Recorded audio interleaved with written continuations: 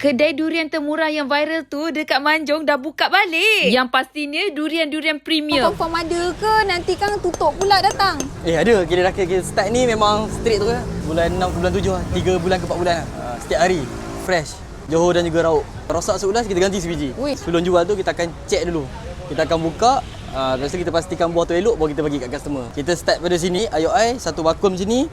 Ada 7 ke 8 biji 100. Bakul pink ni Musang King 100.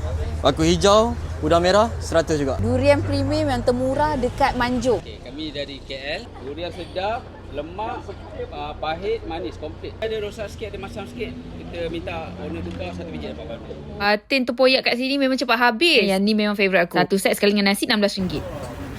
Harga cendol, pulut durian. Dengan biji je. Penduduk di Manjung datang ke sini, durian murah, sedap, terbaik sekali. Jangan pergi tempat lain, pergi dekat sini. 12 tengah hari sampai 11 malam.